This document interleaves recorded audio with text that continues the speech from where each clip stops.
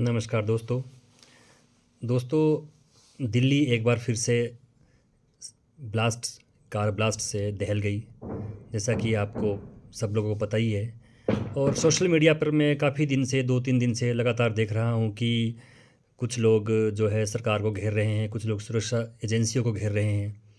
और आज तो मैंने एक पोस्ट भी देखा कि उसके बाद ही मुझे ये आकर मतलब एक वीडियो आपके लिए बनाना पड़ा स्पेशली। उसमें लिखा था कि किसान जो है वो लाल किले तक नहीं पहुंच पाए, लेकिन ये जो आतंकवादी है, टेररिस्ट की कार है, वो कैसे लाल किले तक पहुंच गई। तो सुरक्षा एजेंसियों पर उन्होंने काफ़ी सारे गंभीर आरोप लगाए हैं। और सरकार पर भी लगते ही है, ऑब्वियस सी बात है, सरकार पर भी लगाए जाते हैं। तो मैं ये कहना चाहूँगा दोस्तों कि सुरक्षा एजेंसियों ने बहुत अच्छा काम किया है, बहुत शानदार प्रदर्शन किया है इस केस को लेकर अगर हम देखें।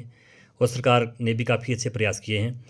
सरकार चाहे बीजेपी की हो चाहे कांग्रेस की हो, आतंकवाद हमेशा सबके लिए खतरा है और आतंकवादी किसी पार्टी से संबंधित नहीं होते हैं। बल्कि मैं आप लोगों को ये थोड़ा सा बता दूं कि अगर दिल्ली की बात करें और सीरियल बॉम्ब ब्लास्ट की बात करें तो हम सबको याद है और ये इतिहास में है कि सबसे ज़्यादा सीरियल बॉम्ब ब्लास्ट कांग्रेस के टाइम में दिल्ली में हुए हैं। एक वाकया मैं आपके साथ अपनी आप बीती का बताने आया हूँ आज। दोस्तों, याद करिए 13 सितंबर 2008 के दिल्ली के सीरियल बॉम्ब ब्लास्ट्स। और दुर्भाग्यवश बोलिए या कुछ भी बोलिए, उसी दिन मैं खुद दिल्ली में था और पहाड़गंज में था। मैं किसी ऑफिशियल टूर से वहाँ पर था, 2-3 दिन से वहाँ रुका था और 13 सितंबर को ही मैं वापस दिल्ली से आ रहा था। और मैं आईएसबीटी दिल्ली से अपनी बस लेकर सोलन के लिए जैसे ही बैठा था, 15 से 20 मिनट मुझे चले हुए थे और मेरी वाइफ का मेरे पर मुझे कॉल आता है कि आप कहाँ हो।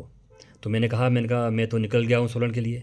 कि बोलते हैं आपको पता है दिल्ली में ब्लास्ट हो रहे हैं, बॉम्ब ब्लास्ट हो रहे हैं। और मैं एकदम डर गया, मैं कहाँ ब्लास्ट हो रहे हैं। पीछे देखा तो लोग काफ़ी फ़ोनों पर लगे हुए थे, काफ़ी बातें हो रही थी।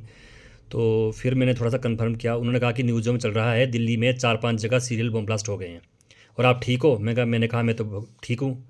और पूरी बस में दहशत फैल गई और बस में ड्राइवर कंडक्टर सब लोग बातें लगे करने। और फिर लगी पता कि पहाड़गंज और जी करोल बाग और ऐसे एरियो में जो है वहाँ पर ब्लास्ट हो गए हैं।